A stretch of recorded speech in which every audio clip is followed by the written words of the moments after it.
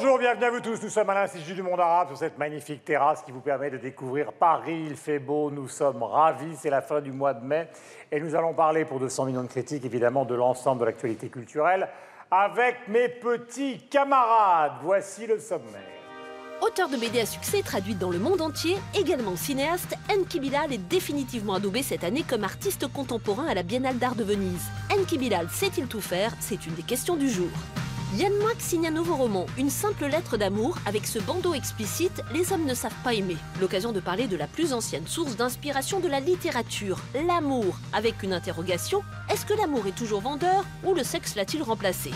In Extremis, c'est le titre du 13e et très attendu album de Francis Cabrel, un album qui s'est classé dès sa sortie en tête des ventes. Et nous allons nous demander si Cabrel est notre folk singer francophone. Et comme chaque semaine, notre tour du monde de la francophonie qui bouge et crée, c'est avec le Zap Culture. 200 millions de critiques, c'est parti. Voilà le sommaire. Bonjour ma chère Estelle. Bonjour mon camarade Michel. Hello, bonjour Yves. Bonjour Alain. Bonjour Mathieu. Vous avez le monde entier francophone qui est représenté ici ou presque. Nous allons parler du cas Bilal, Enki Bilal, auteur de BD à succès, traduit dans le monde entier. Également, vous le savez maintenant depuis un certain nombre d'années, cinéaste. Il est adoubé, c'est la troisième partie de sa carrière comme artiste contemporain.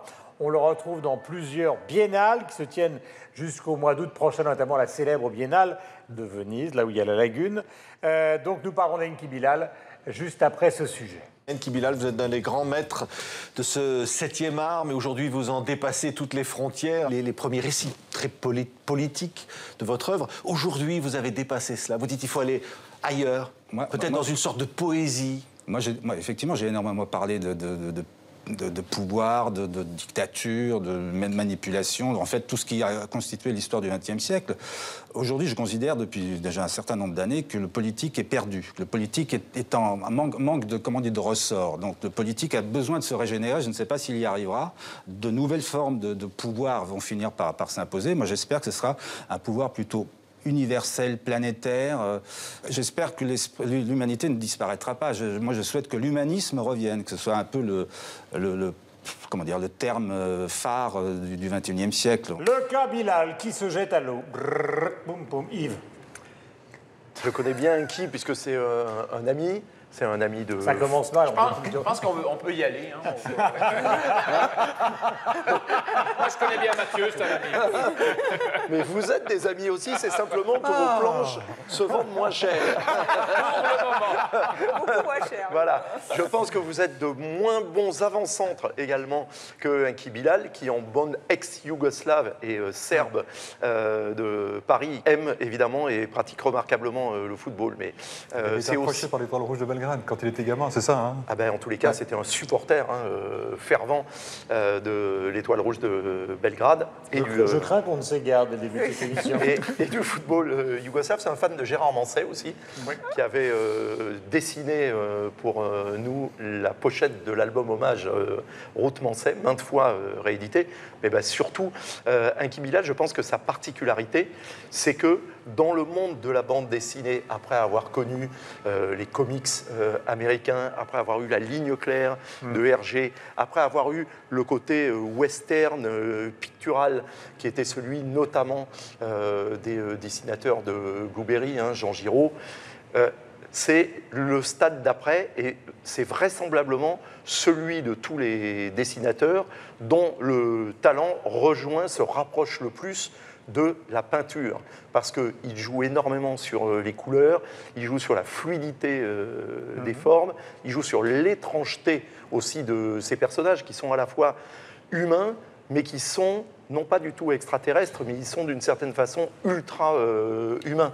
Ce sont presque des métaphores d'une humanité en cours ou à venir, et je pense que c'est en ça qu'il a à voir beaucoup avec le monde de l'art contemporain, ce qui justifie donc le coût de ces planches et sa présence dans des lieux comme la Biennale de Venise. Michel Cerruti, radio-télévision suisse. J'aime beaucoup Enki Bilal, BDiste, parce que oui, ça a été une révolution, parce qu'il a amené autre chose, parce qu'il a, il a créé un genre, parce que son style est immédiatement reconnaissable, parce qu'au-delà de ça, il a même été un petit peu anticipateur au niveau des faits. Avec Partie de chasse, il a presque annoncé la fin de la chute, il a annoncé d'une certaine manière la fin du communisme. Il avait prévu aussi cette radicalisation des religions, la chute des gratte-ciel, pourquoi pas. Enfin voilà, il y a quelque chose qui est très étrange, pas simplement au niveau du dessin chez Enki Bilal, et encore plus au niveau vraiment de son art en lui-même, qui le rend ô combien passionnant et intéressant. Ça, c'est pour la BD. Après, on pourra parler peut-être d'autres choses. Ouais. Mathieu, je sens que vous vouliez bondir sur Bilal. Oui, parce que vous parlez de partie de chasse, et moi, avant de rationaliser Bilal, j'ai aimé Bilal comme un jeune homme de 10-12 ans qui allait à la bibliothèque municipale. C'était à Alma, au Lac-Saint-Jean. Il n'y avait pas énormément de BD, mais c'est avant même que la BD devienne un art peut-être plus respectable, avant qu'on parle de roman graphique. Moi, je me souviens d'avoir été ébahi parce que, bon, il y avait Boulet Bill, il y avait Tintin, et là, il y avait la section Bilal. Et la section Bilal, moi, je me souviens d'avoir été... Je regardais ça comme je regarde un ovni. Et je me dis, mais qu'est-ce que c'est ça, cette chose-là? Et je pense que un de ses grands talents, c'est d'avoir éduqué des générations de gens à voir la BD autrement, justement, que par la ligne claire, autrement que par, peut-être pas des poncifs, mais en fait, quelque chose d'assez confortable, une idée assez confortable qu'on avait de la BD. Et moi, les deux qui m'ont montré ces autres manières de voir la BD-là, ça a été Bilal, mais aussi Philippe Druyet.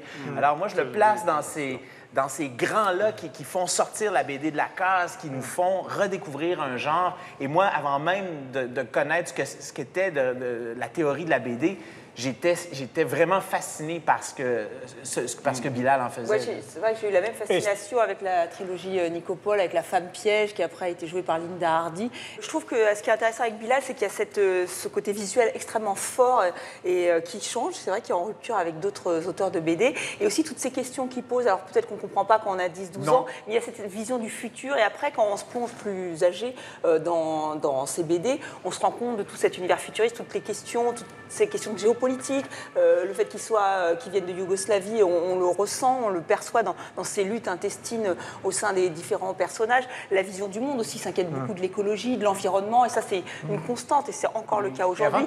Et c'est vraiment, je trouve qu'il a posé des questions bien avant d'autres dans ses BD. Mais avant toute chose, ce que j'aime beaucoup dans son parcours, et là ça c'est vraiment a posteriori qu'on s'en rend compte, et Yves, vous êtes à même de le constater, vous le connaissez bien, c'est que je pense que avant toute chose, c'est un grand intellectuel, quelqu'un qui se pose beaucoup de questions, quelqu'un qui a aussi les horizons extrêmement variés. Je me souviens, il y a 2 ans, j'ai lu une très bonne entrevue entre lui et, en fait, une discussion entre lui et Jean-Claude Damezen, donc grand immunologue, vulgarisateur, où il parlait de science, il parlait de politique, et on sent que cet homme-là, le format que ça va prendre, peu importe, parce que là, il s'en va dans l'art contemporain, la BD, le film, mais avant toute chose, c'est quelqu'un qui aime se poser des questions, c'est quelqu'un qui aime déranger, c'est quelqu'un qui aime faire de la prospective, et la BD, c'est une des choses dans lesquelles il a trouvé la manière de s'exprimer. L'empereur de la BD. Mais pour embrayer sur ce que vient de dire Mathieu et l'utilisation du mot intellectuel, c'est vrai que dans les années 70 et avant, ce n'était pas vraiment le mot qui venait à l'esprit lorsqu'on parlait de Rantanplan. D'auteurs de BD. Évidemment, Rantanplan, intellectuel, pas vraiment.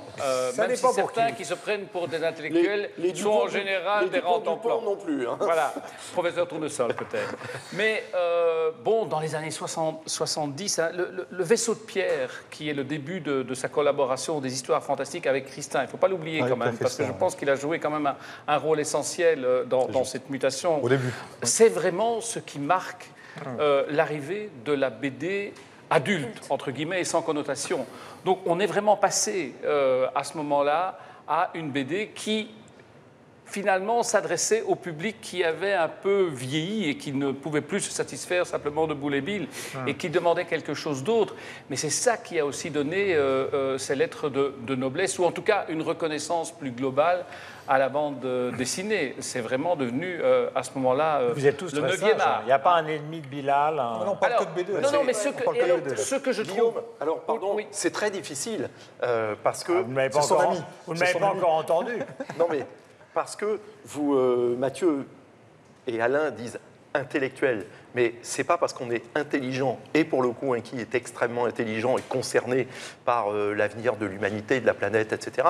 Mais lui-même ne se positionne pas comme intellectuel. Il n'a pas cette démarche très française d'ailleurs, de pouvoir être je me décrète, je suis un intellectuel. C'est comme les psychanalystes, c'est auto-proclamé, je suis intellectuel. Il n'est pas Mais c'est un homme qui aime les idées. Absolument. Et qui aime réfléchir. Il ne se revendique pas comme tel. D'ailleurs, il n'a pas besoin de le faire puisque son travail le revendique pour lui, comme vous l'affirmez. Mais ce que je trouve essentiel, c'est que quelqu'un qui part de la bande dessinée, presque 40 ans après, est devenu maintenant un artiste absolument reconnu, qui est aussi à la Biennale de Venise. Et ça quand on connaît l'histoire de la bande dessinée, quand on connaît la façon dont elle a pu être méprisée à un certain moment, je pense que ça montre bien qu'elle a permis aussi l'émergence de véritables artistes. Mais lui, il évoque plutôt Bill Viola, l'artiste vidéaste. Enfin, lui, c'est plus dans cette notion-là d'art. C'est pas la même vrai esthétique. que Inbox, c'est pas... Oui, et Inbox... Je ne l'ai pas vu, c'est donc le titre de l'œuvre qu'il expose à la Biennale de Venise. Il le dit lui-même, on lui a proposé, c'est Art Curial qui lui a proposé de faire cette œuvre. Je ne suis pas totalement convaincue, mais je ne l'ai pas vu de visu. C'est-à-dire cette espèce de box noire où il y a ces peintures, dessins qui nous interrogent et qui ressemblent beaucoup à son œuvre. Je ne sais pas à quel point c'est de l'art contemporain ou... Du marketing. Je ne sais pas. Il dit « J'aime les rencontres fortuites, c'est ma façon d'avancer ». Ça, c'est une démarche quand même profondément artistique, c'est de ne pas vouloir dérouler un plan, mais essayer de voir comment on peut changer, ne pas simplement se contenter de ce qu'on a toujours fait, comme beaucoup d'auteurs ou d'artistes. Pardonne-moi Alain, mais j'ajouterais que par Hergé, qui était un grand collectionneur d'art contemporain, tout le monde le sait, pour beaucoup de gens de la bande dessinée, le rêve, c'est de devenir ce qu'on appelle, entre guillemets, des artistes. C'était le cas de Hergé, et ils se sentent un peu enfermés dans ces bouquins, ils aimeraient bien que quelque chose d'autre existe. Mais à mon avis, ça arrivera. Il a essayé, il s'est commis dans quelques œuvres qu'il a détruites par la suite parce qu'il trouvait que c'était tellement mauvais, sauf quelques-unes qui... Non, mais des vraies œuvres, des vraies œuvres d'art abstrait. On termine avec Estelle et après, on passera au tweet. Je partage l'opinion de Mathieu. Ce qui est intéressant avec Bilal, c'est qu'il pose toujours des questions. Même là, dans cette œuvre-là, a priori, il nous interroge, nous, en tant que spectateurs. Il lit ça aussi à Internet, à ce monde connecté. Oui, mais il a toujours été dans cette démarche et il nous projette aussi dans un futur. Alors, un futur toujours angoissant ou presque avec Bilal. Mais c'est ce que je trouve fascinant chez cet artiste, c'est que vraiment, il pose des questions tout le temps. Il n'est pas le seul, mais il y a certains artistes qui n'en posent plus guère. Et il nous emmène dans ce cheminement et je trouve ça vraiment passionnant. En laissant toujours la porte ouverte à l'espoir. Oui, les tweets. Pour commencer, c'est Art Curial, qui est à la fois donc une maison de vente qui s'est beaucoup occupée de Bilal, justement, parce que maintenant, ça commence à valoir des fortunes, comme beaucoup d'auteurs de bande dessinée. Site d'architecture aussi, qui souhaite la bienvenue à la Fondation Giorgio Cini à l'installation d'art contemporain d'Enki Bilal pendant la Biennale de Venise, qui se poursuit jusqu'en août prochain. C'est le grand moment, évidemment, de l'art contemporain. Allez-y, il fait très beau, quoique très chaud à cette période de l'année. Deuxième tweet émane de Mika, étudiante suisse, qui poste la reproduction d'un dessin d'Enki Bilal que vous pouvez voir à l'écran et donc que vous allez découvrir. Et pour terminer, un tweet de la maison d'enchères Sotheby's qui mettait en vente en mars dernier le dessin original d'Enki Bilal pour l'affiche du film de René, mon oncle d'Amérique, dessin qui avait atteint son estimation haute, à savoir 75 000 €. Vous nous laissez bien évidemment vos tweets avec le hashtag 200 millions de critiques et vos messages sur le site internet de TV5 Monde. Après donc Bilal, la bande dessinée et les relations avec l'art, nous allons parler de littérature et de Yann Moix. Le roman s'appelle « Une simple lettre d'amour » avec un bandeau explicite dessous « Les hommes ne savent pas aimer ». L'occasion de parler justement entre nous de la plus ancienne source d'inspiration créative de la littérature, qui est évidemment les sentiments. Quelle place occupe l'amour dans la création littéraire francophone? Nous allons en parler aujourd'hui. Est-ce que l'amour est toujours aussi vendeur comme sentiment ou est-ce que le sexe l'a totalement remplacé? Nous en parlerons juste après avec nos amis, vos amis maintenant, après de longues semaines. Ce sont quelques images de Yann Moix, des propos donc tirés de la grande librairie de notre confrère Bunel, que vous découvrez. Le rapport entre la mort et l'amour, c'est que c'est sans limite. Et on peut tout dire sur l'amour, ça fonctionne. On peut tout dire sur la mort, ça fonctionne. C'est deux choses qu'on ne connaît pas vraiment et que tout le monde prétend connaître. Donc on peut écrire ce qu'on veut dessus, ça marche tout le temps. Oui. Ce que j'ai essayé de faire, c'est de faire un arrêt sur image sur les choses désagréables. De faire un effet zoom sur les choses invisibles. En amour, il y a énormément de choses désagréables. Il y a deux manières de considérer la vie. Soit la vie est une extraction de la mort, un cas particulier de la mort, soit la vie, c'est la vie. Eh bien, l'amour, c'est pareil. Soit vous décidez de regarder toutes les facettes agréables, versicolores, extraordinaires, soit vous décidez, comme je l'ai fait là, de ne voir que l'horreur de l'amour. Si j'invite tout le monde à passer quelques heures dans le cerveau d'un homme, et on s'aperçoit qu'un homme, c'est atroce. C'est uniquement un homme? Oui, là c'est un homme parce que je prends mon cas pour une généralité, c'est-à-dire que comme je suis un salaud, comme je suis un manipulateur, un type cynique, un pervers et un menteur, je considère que tous les hommes le sont aussi. Et la littérature, ça permet ça. Ça permet de faire croire à tout le monde qu'il est aussi gravement atteint que je le suis moi-même. Ça sert à ça, un livre. Voilà, ce ne sont que quelques extraits des propos donc, de Yann Moix dans l'émission de Bunel. La Grande Librairie, le livre dont tout le monde parle, l'objet du scandale, le voici. Yann Moix, donc une simple lettre d'amour. Les hommes ne savent pas aimer. Donc la question étant fondamentalement de savoir si l'amour est évidemment le cœur d'une grande partie de la littérature. C'est vrai pour La Princesse de Clèves, c'est évidemment vrai pour Don Juan, c'est vrai pour des tas d'autres œuvres qui sont des œuvres extrêmement compliquées sur les sentiments. Madame Bovary, c'est quand même déjà la complexité des sentiments.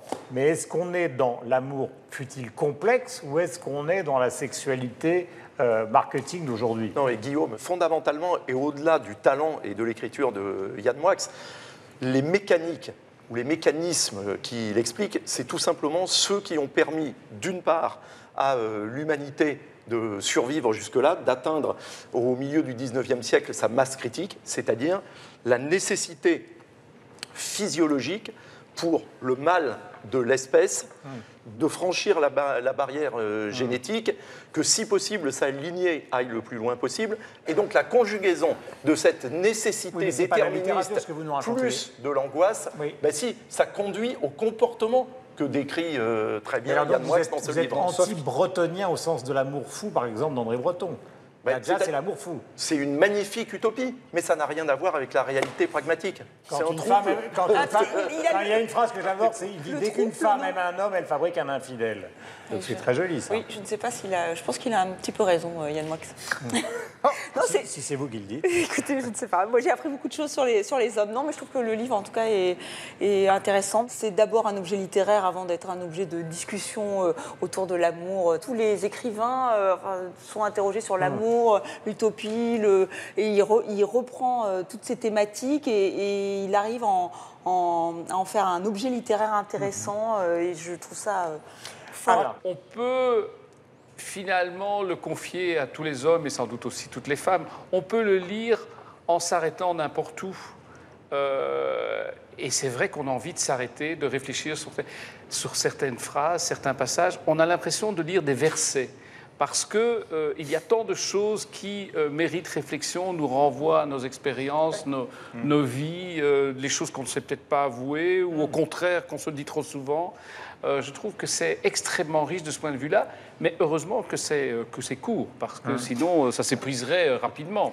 Mais est-ce que ça s'inscrit, d'après vous, justement, dans le phénomène d'édition aujourd'hui, qui est beaucoup moins subtil, ce que nous racontons, mais qui est un phénomène, au fond, parce qu'on parle toujours des 50 nuances de gris, c'est ça. Oui, mais alors la littérature est en crise. Cette question sur si on ramène le livre vers la sexualité, on est certain de retrouver un public, alors que... Cette question sur l'amour ou la sexualité, je trouve ça une approche... Non, je parle d'un point de vue éditorial. Oui, mais même, le fait même de poser la question comme ça, c'est quand même très ancré dans une vision judéo-chrétienne des relations humaines et amoureuses. Commercial. Il y a du sexe dans ce bouquin, je suis désolé, mais ce n'est pas le sexe pornographique que l'on trouve ailleurs. Il y a des sentiments dans ce bouquin, mais ce n'est pas la pornographie des sentiments à l'eau de rose ou de Barbara Cartland. C'est ça la vraie distinction. C'est ça la distinction. La distinction, est-ce que c'est de l'humain ? Oui, ou bien est-ce que c'est au contraire une caricature? Et on sent une certaine honnêteté. Mais livre mort, l'idée du mariage ne saurait me traverser l'esprit. Mais rien qu'une phrase pareille, c'est un verset. La tête fracassée dans les couloirs du métro, je me fis croire, après cette soirée, que tu serais ma vraie femme, une femme comme les adultes en possèdent, en épouse, munie d'une alliance en argent et décorée d'une robe phosphorescente. Il y a toujours un côté pseudo-punk. C'est un amateur d'hard rock, Yann Moix. Je disais inconfortable tout à l'heure. Il a beaucoup écrit des choses qui étaient fabriquées j'allais dire, au petit poil pour déplaire juste ce qu'il faut, tout en étant C'est bien extraordinairement calibré. lyrique. Oui, c'est vrai que C'est un roi de la formule. Et quand on a lu, par exemple, son essai La Meute, qui était presque une série de citations en forme d'allumettes pour mettre le feu à gauche, à droite, on se rend compte que là, c'est c'est ce talent-là, mais il y a un souffle. Et d'ailleurs, vous le disiez, Estelle, c'est vraiment... avant toute chose, c'est un livre qu'on aime lire. Il y a des citations sur l'art. Malheureusement, j'avais une copie. Alors, on le sait qu'il aime la littérature, mais il dit finir notre qu'il aime ami. Racine, il préfère Dostoïevski. Oui, non, mais c'est vrai que ça va dans ce Il sens-là. parle d'ailleurs, On sent et qu'il d'ailleurs, est sa figure, nourri. il se compare à Roberto Rossellini. Il dit, pour lui, c'est la figure de l'homme qui se rapproche le plus de lui parce que c'est à la fois le séducteur invétéré et en même temps, l'espace d'une seconde, ça devient le petit-fils à maman, quelqu'un qui est extrêmement dépourvu, qui a plus de dents, qui peut plus mordre. Alors, il y a vraiment cette espèce de... Et des fois, ça peut devenir à la limite agaçant d'avoir cette espèce d'homme trop sûr de lui. Et en même temps, il désamorce cette chose-là tout le temps avec des références à l'art et y a tout beaucoup ça. d'autodérision. Michel n'a rien dit.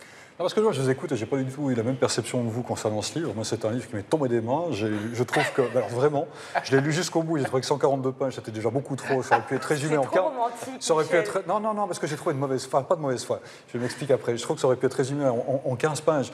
Je trouve que voilà, il a réussi un tour de force merveilleux. C'est-à-dire qu'à la fois, c'est un début de psychanalyse qui nous livre, mais il réussit à nous faire payer sa psychanalyse, puisqu'on paye pour lire son livre le psychanalyste à qui il va parler. Bref, moi, C'est un peu le cas de tous les écrivains. Hein. Ouais, non, mais celui-là particulièrement. Tout à l'heure, Yves, tu expliquais d'une représentation biologique du rôle de l'homme. Il n'a pas cette représentation-là. Alors, moi, j'ai bien aimé, j'admire, si tu veux... Mais il est en filigrane. Non, mais j'admire, si tu veux, la précision que tu mets en avant. Mais lui, donc, qu'est-ce qu'on trouve à la fin du livre? Lui, il vit avec les conséquences. Non, mais lui, Voilà. à la fin du livre, il est là, pas une once, à aucun moment, quand bien même, il y a des contradictions dans tout le bouquin, je suis lâche, je suis pas lâche, à un moment donné, c'est mes qualités, 3 pages pour le, finalement, je suis lâche, je suis un don Juan, j'ai tout trouvé comment il fallait faire pour séduire les femmes, 25 pages plus loin, c'est trop fatigant, puis ça marche pas à tous les coups, donc pourquoi le faire? On est tous comme ça, non? On est pas Le sexe, c'est chronophage. Ils vantent la femme pour le sexe, puis après, 20 pages plus loin, c'est vive l'onanisme. Enfin, peu importe. L'un n'exclut pas l'autre. Oui, non, tout à fait. Je veux dire, on est dans les deux côtés. Et ce que je trouve hallucinant, c'est qu'elle en prend plein la poire, cette pauvre dame. C'est pas lui qui se remet en question. Je vous en prie, cher ami. Non, mais il se remet pas en question. Il dit pas, c'est moi qui me suis trompé, c'est moi qui. C'est, elle avait pas de conversation, il y avait pas de fond, il y avait juste une plastique, je voulais une femme objet, je voulais une femme... Mais on s'en fout, mon gars. Si t'es pas capable... Non, je sais pas dans quelle mesure c'est autobiographique, c'est narrateur. Moi, c'est un livre qui me tombe des mains et qui vraiment... Voilà. Il y a beaucoup d'autodérision. Est-ce que vous pouvez nous montrer comment ça fait? Guillaume, est-ce que vous pouvez donner le livre pour voir ce que ça fait quand il tombe des mains? Et en plus, je termine encore ça, parce que voilà, encore une chose, je vous dis franchement, alors c'est complètement subjectif, moi le style, je trouve qu'il y a un côté artificiel, il y a un côté des fois un peu prétentieux. Certes, il y a des perles, mais il y a un côté sentencieux qui m'emmerde. Tout à l'heure, on parlait de Bilal, ce que ça peut avoir de commun, c'est que ce n'est pas une esthétique minimale. C'est une esthétique... Alors, on peut baroque, ça ne veut plus rien dire, mais c'est baroque. Il y a de l'emphase. C'est baroque, brouillon, il peut y avoir des boursouflures. Voilà. Et en même temps, on voit bien que derrière tout ça, il y a comme une sorte de souffrance, parce que finalement, lui-même, mais il se remet pas en dans question. cette situation-là, il est quand même malheureux, quelle que soit la... Estelle, Madame Moix. Non, pas du tout. Pas du tout. Pas du tout, non. Je n'aimerais pas recevoir cette simple lettre d'amour. C'est vrai qu'il est assez cruel avec cette jeune femme qu'il a rencontrée. Oui. Alors, on ne sait pas, encore une question. fois, il joue sur le fiction, réalité. Mais il se remet en question, il se ridiculise lui-même tout au long du livre, il a beaucoup d'autodérision. C'est là où je trouve que, Michel, vous n'êtes pas totalement juste. Après, il peut être insupportable, Yann Moix, et même quand on le lit, souvent on le trouve insupportable. Quand il nous traite de gibier, enfin, il a des réflexions sur les femmes pique-pendre. Mais sur lui aussi, il a vraiment un regard, je trouve, assez dur sur lui-même. Ouais. Il n'est pas complaisant avec lui-même. Non, moi je trouve qu'il n'est pas complaisant sans être Madame Moix. Vous êtes d'accord avec moi? Je suis tout à fait d'accord. Vous voyez, la bonne nouvelle, c'est que les femmes sont prêtes à nous pardonner. Non, c'est-à-dire que c'est un peu décevant. Puis il partage avec Michel Houellebecq, c'est-à-dire que dès qu'on approche la quarantaine, on sent que c'est fini pour nous. Merci beaucoup, Yann Moix. Mais bon, voilà, c'est un peu dur à entendre, mais voilà, il faut... Vous voulez ajouter, Mathieu? Pas tous pareil.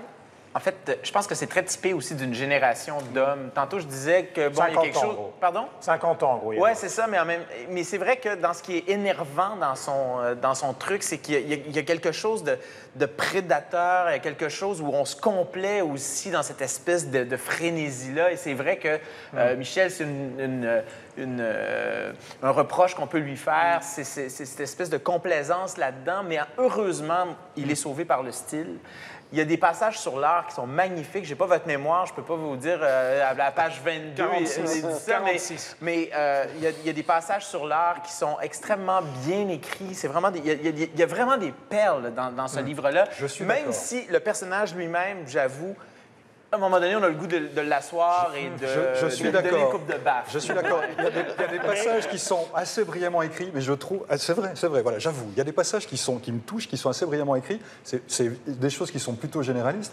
Mais quand je mets dans la balance les choses qui me paraissent comme ça superflues, qui me semblent enrobées, et puis l'essentiel auquel parfois il touche et il réussit, ben, l'un dans l'autre, voilà. C'est pas ça. Ça fait pas le point. Le premier tweet est signé de Together qui tweet « Je crois que la littérature se résume à deux grands thèmes majeurs, l'amour et la mort. Comment être en contradiction avec toi, Together ?» C'est ensuite You qui écrit « Parfois, je me demande si les histoires d'amour décrites dans les livres existent réellement, celles d'un amour profond et douloureux. » Et enfin, un tweet de Melou, qu'il ne faut pas confondre avec Mérou, dans le même registre mélancolique. « Et moi, j'aimerais tellement une histoire d'amour comme dans les livres. Nous ferons tout ce qu'il faut, Melou. » Ça dépend des livres. Hein. Oui, laissez-nous aussi, pardonnez-moi, des tweets, hashtag 200 millions de critiques, et évidemment, vos messages sur le site internet de TV5 Monde, 200 millions de critiques. Je vous rappelle que nous sommes à l'Institut du Monde Arabe et que toutes les semaines, nous nous amusons bien à chroniquer l'actualité culturelle pour vous partout francophones du monde entier. Notre dernier sujet sera consacré à Francis Cabrel, qui vient de sortir un nouvel album. Mais avant, voici l'habituel tour du monde culturel qui est mené avec brio par Aurore Marty et Estelle Martin. Une palme d'or pour le réalisateur Jacques Audiard et 2 prix d'interprétation, Emmanuel Berco et Vincent Lindon. William Faulkner disait « Faites des rêves immenses pour ne pas les perdre de vue en les poursuivant. » C'est la première fois que je reçois un prix dans ma vie.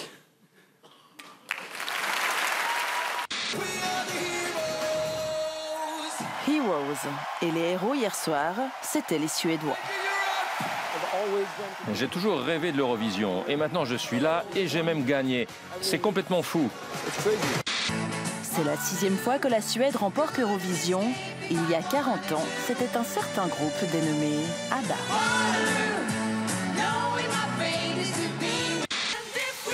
Mais la Belgique a aussi vibré à quelques reprises au cours de la soirée avec Loïc Notet. Il termine en prenant la 4e place. Une petite bouille blonde et une écharpe qui vole au vent. Le Petit Prince est né en 1943 et des générations d'enfants l'ont étudié à l'école. Aujourd'hui, Cannes offre une nouvelle vie au merveilleux conte de Saint-Exupéry. Moi qui croyais ne jamais trouver personne qui veuille entendre mon histoire. S'il vous plaît, dessine-moi un mouton. Toutes ces œuvres sont issues de l'imaginaire de Stéphane Halleux, un homme pour qui jouer est devenu un métier. Ça touche la part d'enfance ou la part d'envie qu'on a tous de transformer les choses, de les rendre vivantes à nouveau ou de les réinventer. Ouais. Sur son sein, mouche au rosier, je baisais ses fines chevilles, elle eut un doux rire brutal qui s'égrenait en clair tri. Pourquoi ne pas essayer de mettre en musique certains poèmes et comme ça, on les partage avec les autres.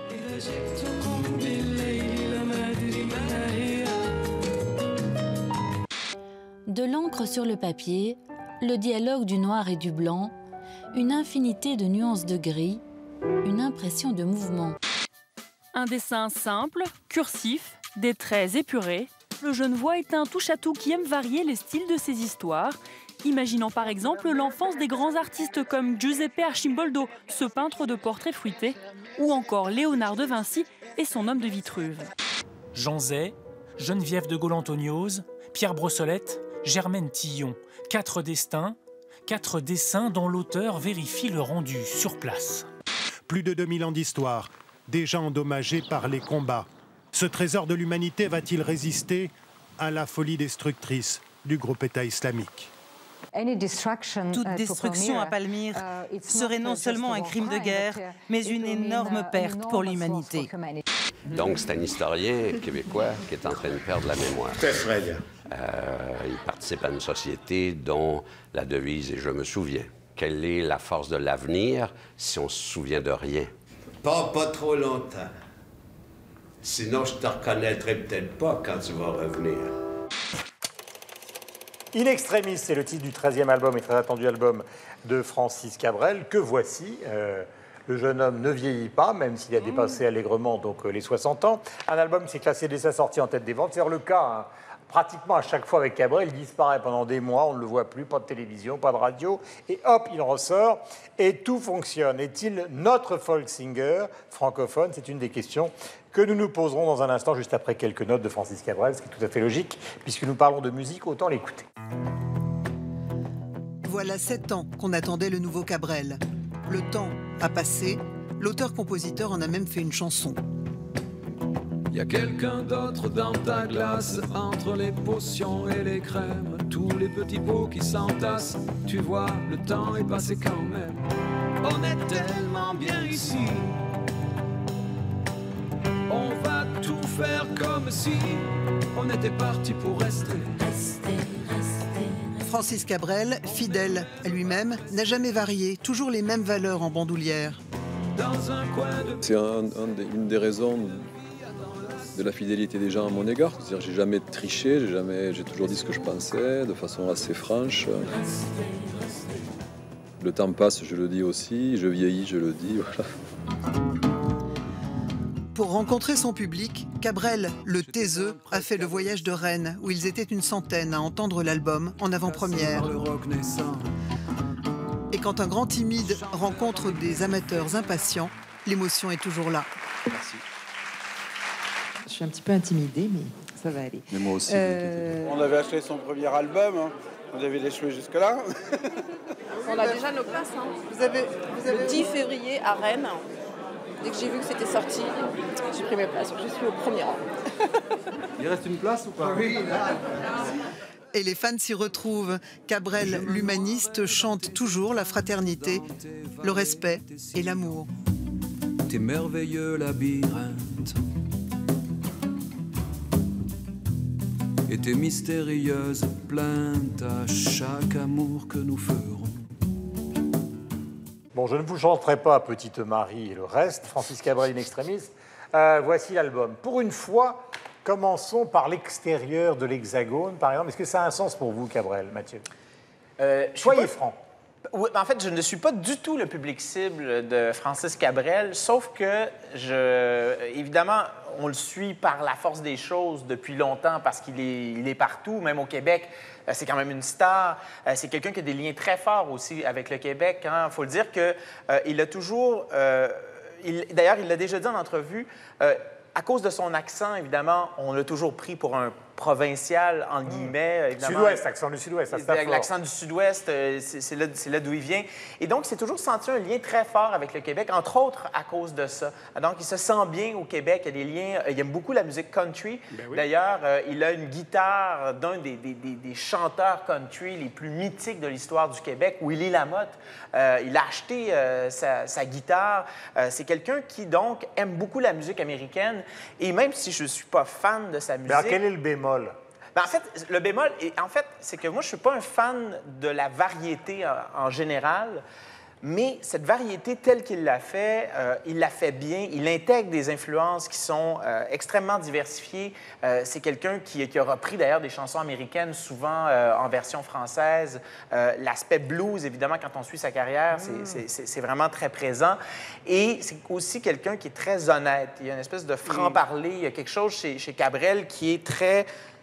incarné, et il n'y a pas de faux fuyant. Ça, je pense que ça plaît beaucoup au Québec, et c'est en ce sens-là que je trouve que c'est un artiste qui est extrêmement respectable. Alors, on fait le tour du monde avant de retourner en France. Mon cher Alain. Ah, moi, je suis fan depuis 40 ans, presque. Hein. Je ne le cache pas. Et je ne fais pas partie de ces gens qui ne sont plus fans de quelqu'un lorsqu'il a beaucoup de succès. Voilà. Ça ne me dérange pas que plein de gens aiment la même chose que moi. Moi, je le trouve, tu dis honnête, authentique, je dirais. C'est toujours quelqu'un qui a été dans ses positions, dans ses partis pris musicaux, dans ses partis pris de parole, de contenu, mais aussi dans ses partis pris sur la société, sur la vie en général, authentique. On sent qu'il dit ce qu'il pense. Il dit peu, d'ailleurs. Hein. Il dit peu, ben justement, mais c'est au moins... Il dit très peu. Ben oui, mais au moins, ça veut dire qu'il y a réfléchi.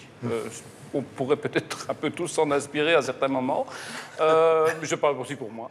Et donc, voilà. Mais donc, moi, ce que j'aime bien aussi, c'est... Vous parliez de la couverture. Vous disiez, il n'a toujours le même. En fait, quand vous regardez les pochettes des premiers albums, avec les longs cheveux, vraiment la moustache, je trouve que Cabrel a su garder une pertinence par rapport à ce qu'il parle et ce qu'il dit d'aujourd'hui.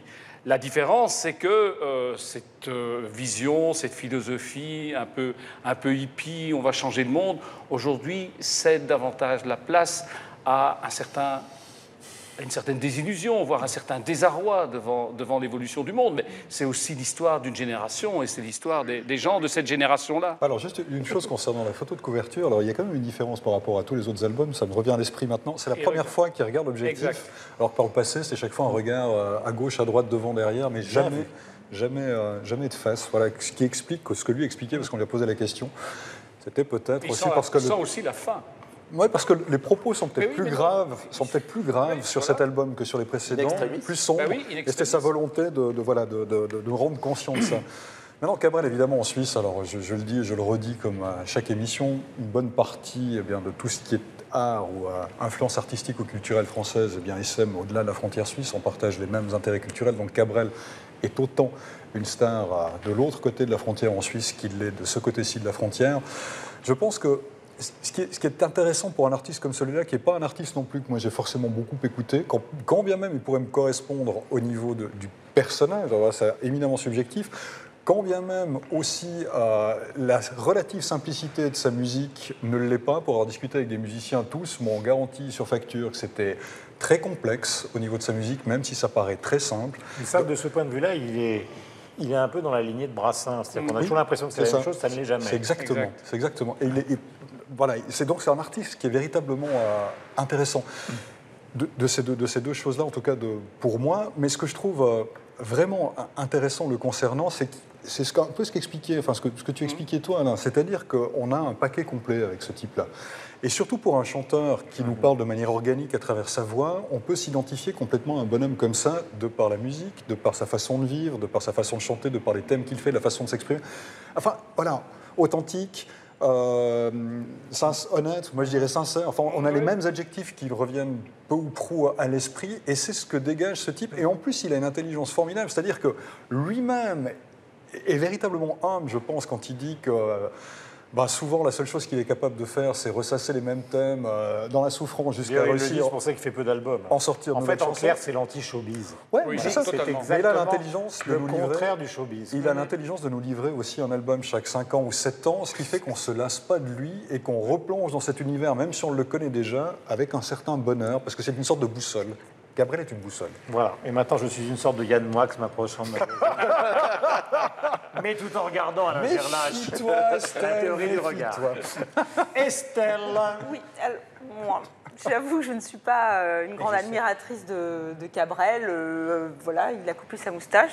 C'est une bonne chose, Francis. Ah non, ça revient à la mode, la moustache. Non, mais justement, mais il n'est pas à la mode. Et alors, c'est là où je suis assez, pas facile. Non, je suis assez admirative. C'est vrai que c'est quelqu'un qui est à contre-courant. Vous dites, il est anti-showbiz. Là, on pourrait dire qu'il fait du Cabrel, mais ce n'est même pas un défaut, puisqu'il reste intègre, il reste honnête, il reste authentique. Il ne va pas au-devant des caméras, il ne recherche pas, il est assez célèbre, hein, vous allez me dire.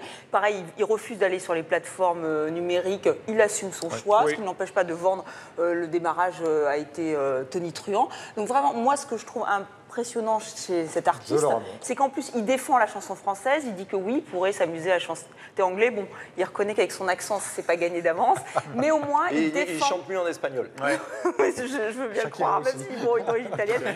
Et donc voilà, et ce côté artisan, alors moi, je me reconnais... Ça vous plaît? Non, ça me plaît, non, je suis admirative, mais moi, Ce que vous n'aimez pas, c'est quoi? Allez, soyez concise. Musicalement, ça me touche pas vraiment, je suis pas émue. C'est pas votre génération. C'est pas ma génération, je me reconnais pas trop dans ces textes. je me vois mal être dans un petit village avec une guitare. Enfin, tout ça, c'est caricatural ce que je dis. Crosby, Steve Nash & Young, Neil Young, tout ça, c'est... Pourtant, j'aime bien Neil Young, mais alors, j'ai jamais accroché avec Francis Cabrel. Je ne sais pas pourquoi. Peut-être qu'un jour, avec vos analyses très pertinentes et brillantes, vous allez m'expliquer. Mais voilà, il y a un truc qui se passe au bout de la table, là, je ne vous dis pas. Hein. Mais en même temps, ça prend un certain culot pour aujourd'hui. Mathieu, Yves n'a pas encore parlé, après on reprendra. Là, pour l'instant, on essaye chacun son tour de dire ce qu'on en pense. C'est le patron, hein, c'est le patron. Non, Mathieu, c'est le patron quand même. Quoi. Tu peux pas. Yves. Francis Cabrel, c'est un fan du rock and folk, hein, pour résumer. Adolescent, il chantait dans des groupes qui écumaient le Sud-Ouest, aussi bien le répertoire de Cream que de Jimi Hendrix. Quand il en est venu à sa propre musique et à lui-même écrire des chansons, c'est le singer-songwriter à la française type, c'est-à-dire que ses idoles et ses modèles, c'est Bob Dylan, Neil Young, Leonard Cohen, James Taylor, Jackson Browne, Willie Nelson, jusqu'à John Fogerty qu'il a adapté aussi, et avec le temps passant d'ailleurs, se rapprochant de plus en plus, alors via Dire Straits, via Eric Clapton, de J.J. Cale, c'est-à-dire qu'il devient un peu un J.J. Cale à la française, qui joue un peu cette espèce de boogie blues laid back, donc en français un peu peinard. Donc, sans faire trop de bruit, ce que fait Clapton en tournée maintenant. Voilà, tranquille, mais toujours avec, d'abord, c'est un parolier remarquable, avec beaucoup de textes, soit très intimes, soit très personnels, soit au contraire sociaux et engagés, donc mélangeant aussi bien le privé et le public, mais aussi quelqu'un qui aime la belle œuvre, c'est-à-dire, il s'intéresse, il achète des guitares partout, il travaille avec les luthiers, il se penche beaucoup sur la production, sur le son de ses albums, sur les musiciens avec lesquels il joue en tournée, etc. Donc c'est un des meilleurs artistes français qu'on ait depuis une trentaine d'années maintenant. Oui, ça c'est sûr, et avec l'intégrité et l'authenticité que vous soulignez tout à l'heure. Et puis il a culturellement imposé quelque chose d'incroyable et quasiment à lui tout seul, c'est que puisse aujourd'hui exister Jean-Michel Apathy.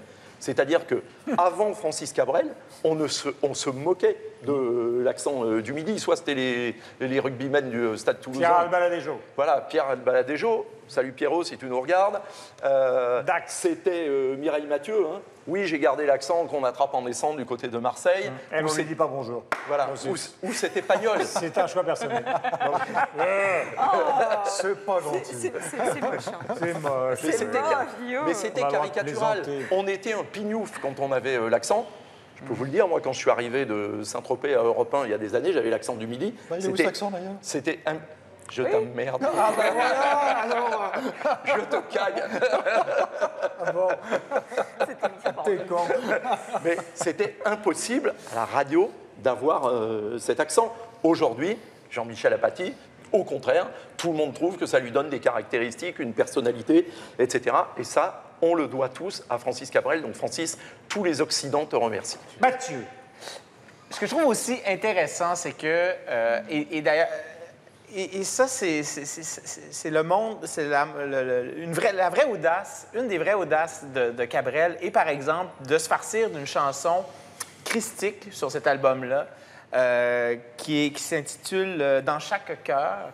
Et c'est quand même audacieux. Il faut dire qu'on est en 2015, la religion n'a pas nécessairement bonne presse, et lui retrouve à... Ouais, bon, je trouve qu'au dans contraire, certains il n'y a jamais eu autant de présence de religion depuis des dizaines d'années. Mais en fait, de parler de la religion de cette manière-là, de parler de la religion de cette manière-là, de retourner une espèce d'essence du message de Dieu et d'en faire une pièce... Il y a quand même une audace qu'il faut souligner et la part surtout de Francis Cabrel, je pense que c'est comme je l'ai dit, c'est pas ma tasse de thé, mais je reconnais une audace à ce chanteur-là. Une audace de thé. Wow. Mais ça fait partie de son honnêteté, son authenticité. Hein. Je ne sais pas si j'ai gardé les mêmes chroniqueurs longtemps. Sans prosélytisme toutefois, parce qu'il se dit lui-même, il était athée, il se dit maintenant peut-être agnostique, c'est pas sûr. Donc en tout cas, il n'y a pas de prosélytisme. C'est le pari de voilà, audace de thé. En plus, ce qui est bien, c'est que c'est diffusé dans le monde entier. Donc, au moins, si vous habitez, je ne sais pas, le Laos, Vientiane, Rambouillet ou Ouagadougou, vous aurez audace de thé. C'est bien fait pour vous. L'art du calembour. Un tweet du quotidien français 20 minutes saluant Francis Cabrel qui signe le meilleur démarrage de vente d'album en 2015. Un tweet d'Elisa Durand qui n'a aucun rapport avec moi, car cette bonne jeune femme a un nom qui se termine par un T. Comme vous le lisez à l'écran, Durand avec un T qui tweet « Francis Cabrel a beaucoup de talent, mais il fait tout le temps la gueule. Un petit sourire, ça ne mange pas de pain. » On parle rapport avec la musique. Et enfin, le dernier tweet est signé de Chiara A., reporter freelance qui poste un lien vers le nouveau clip de Cabrel accompagné d'un article du Nouvel Observateur avec cette citation de Francis « J'ai longtemps été d'extrême gauche ». Laissez-vous aussi vos tweets avec le hashtag 200 millions de critiques et évidemment vos messages sur le site internet de TV5 Monde. Mathieu, coup de cœur, coup de cœur, coup de cœur. Alors, désolé, ce sera un livre en anglais parce que la traduction française n'existe pas encore, mais je vous le recommande. Oui, mais c'est vraiment une de mes bonnes lectures. Ça sent... attendez la version française. Donc, So You've Been Publicly Shamed. Donc, c'est John Ronson, qui est un auteur très connu. On lui doit d'ailleurs le film The Man Who Stared at Goats, où on parlait des expérimentations New Age dans l'armée américaine dans les années 70. Et, ça veut dire quoi, le titre? Ça parle d'humiliation publique sur Internet. C'est vraiment très intéressant. C'est très dans l'air du temps, d'ailleurs. C'est Yann Moix. D'ailleurs, oui, c'est ce qui m'a fait penser à ce livre-là, en fait. C'est parce qu'on parlait de Yann Moix et j'avais lu La Meute qui parlait un peu de ça. Et donc, lui nous explique les phénomènes où... à un moment donné, tout le monde s'allie pour détruire une personne en ligne. C'est fait avec humour. Il a fait beaucoup d'entrevues pour ça. Donc, on est entre l'essai et le reportage, le long reportage. Bref, un excellent essai. Attendez la version française. Ça devrait sortir sous peu, mais ça vient de sortir. C'est tout chaud. So You've Been Publicly Shamed, John Ronson. Mon cher Alain. Musique toujours. Peut-être un peu folk, finalement, mais quand même très différent de Francis Cabrel. C'est un disque d'un ensemble qui s'appelle Alla Francesca et qui se concentre sur la musique de la période qui va de la fin du XIe au début du XVIe siècle. Donc, c'est pas tout récent. C'est votre enfance. C'est mon enfance. Et c'est un disque de chansons juives du XIIIe en ancien français et en hébreu qui vient de sortir. Vous avez eu une crise de paludisme récemment? Non, mais je sais que je suis le seul à parler de ce genre de choses ici. Et je veux que la musique baroque et la musique ancienne et la musique médiévale aient aussi leur place dans la culture, même sur notre chaîne en 2015. Et donc, ce sont des chansons d'inspiration religieuse ou festive, des communautés juives qui, à l'époque, étaient implantées, donc déjà en France du Nord, Flandre, Picardie, Artois, Champagne, etc. C'est peut-être aussi dans l'air du temps l'occasion de rappeler que ces communautés sont déjà là depuis très, très, très longtemps et qu'elles sont vraiment parmi nous et avec nous. Mon cher Yves, j'ai vu que vous aviez l'album de Raphaël qui s'appelle Somnambule. Est-ce que vous allez en parler? Parce que c'est aussi la veine, justement, du folk singer. Je vais en dire un mot, mais en m'adressant principalement à tous ceux qui nous regardent aux États-Unis, en particulier dans le Maine, en Louisiane, mais aussi en Floride, à New York, en Californie, puisqu'il s'agit d'un album dont TV5 Monde États-Unis est partenaire, à l'initiative de Zachary Richard, un ami de Francis Cabrel, justement. Et Zachary, qui défend d'abord la culture acadienne depuis très longtemps, a enregistré et écrit des chansons avec des enfants d'une école qui aident au développement très important et très spectaculaire du français en Louisiane. Donc ça s'appelle « J'ai une chanson dans mon cœur ».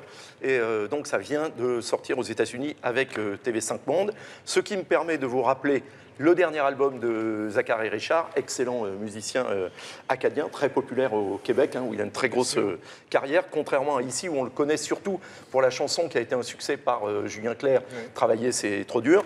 Et puis Raphaël, puisqu'on parlait d'album de Zachary Richard avec des enfants, le nouveau très bon album de Raphaël, le concept, c'est que ce sont des chansons qu'il enregistre avec une chorale d'enfants et c'est absolument remarquable. Et ça renvoie d'ailleurs à l'immense succès de Francis Cabrel, il faudra leur dire, qu'il chantait lui aussi avec une chorale d'enfants. Et je crois que Raphaël, si ma mémoire est bonne, parmi les festivals de l'été, il va réinterpréter totalement un album de Manset, de Gérard Manset. C'est une création effectivement remarquable aux Francopholies de La Rochelle, l'album Matrice de Manset, réinterprété par Raphaël, dont la manageuse est Caroline Manset, la fille de Gérard. Mon cher Michel, j'aime bien mon cher Michel. Mon cher Guillaume, c'est un côté porcelu, la vie. Alors, coup de cœur pour Yann Moix. Pourquoi pas? Mais je vous parlais de ce bouquin en particulier. Pourquoi pas? Je suis pas fermé. Ouais. Bref. Eric Truffat, qui était le trompettiste musicien qui était sur scène il n'y a pas si longtemps avec Enki Bilal dans une performance à deux, disait « Je n'ai jamais aimé la science-fiction », ce à quoi Enki Bilal lui répondait « Tu as tort, c'est le monde d'aujourd'hui ». Ce qui m'a fait penser à un lien vidéo qui est totalement délirant, que vous avez peut-être vu, c'est pas grave, il faut le revoir. Puis pour ceux qui nous regardent de très loin, c'est relativement simple. Ça s'appelle la télévision L'œil de demain. C'est un extrait de 4 minutes 37 que l'on doit à J.K. Raymond Millet sur un scénario de Barjavel, qui était un documentaire de 24 minutes, qui était diffusé donc en 1947, et qui démontre comment ils imaginaient le futur de la télévision. C'est absolument incroyable. Si vous n'avez jamais vu ça, allez le voir. On voit une horde de personnes, 1947, en noir et blanc, qui déambulent avec ce qui ressemble aujourd'hui à un téléphone intelligent, avec un écran, avec une antenne, qui traversent la route n'importe où, qui ont des accidents de voiture. C'est franchement la première fois que j'ai cru ça. Moi, je me suis dit, c'est pas possible, on a filmé en noir et blanc quelque chose d'aujourd'hui. Eh ben non, ça date de 1947, la télévision L'œil de demain, 4 minutes 37. Vous trouvez ça partout sur Internet. Je vous mets les liens sur Facebook et Twitter. Ça s'affiche à l'écran. Allez regarder ça, c'est absolument génial. Estelle Martin. Alors l'émission touche à sa fin. Les types vont croire que je suis complètement mort. Et au bout du rouleau, pas du tout Estelle, c'est à toi. Donc voilà, l'émission touche à sa fin. Donc nous allons quitter ce merveilleux lieu, Lima, l'Institut du monde arabe. Mais vous pouvez y revenir alors, les 5, 6 et 7 juin, puisqu'il y aura les rendez-vous de l'histoire du monde arabe. C'est la première édition. Donc c'est vraiment un moment de rencontre entre chercheurs, intellectuels, français, européens et arabes. Donc le thème retenu pour cette première édition, c'est la ville. Et si vous n'avez pas encore vu l'exposition consacrée à ce peintre français qui s'appelle Stéphane Pancréache, œuvre monumentale. C'est en ce moment et c'est jusqu'au 12 juillet ici à Lima. C'est vraiment une œuvre qui s'inspire de l'histoire qui se joue en ce moment, donc du printemps arabe, d'où la présence de ces œuvres ici à Lima. Donc voilà, Stéphane Pancréache, découvrez ces œuvres monumentales. C'est jusqu'au 12 juillet. On est ravis évidemment de faire cette émission pour vous, uniquement pour vous, partout dans le monde francophone que nous sommes. Passez le meilleur moment possible, nous allons revenir. On va viser l'éternité. On est tellement bien ici. On va tout faire comme si on était parti pour rester.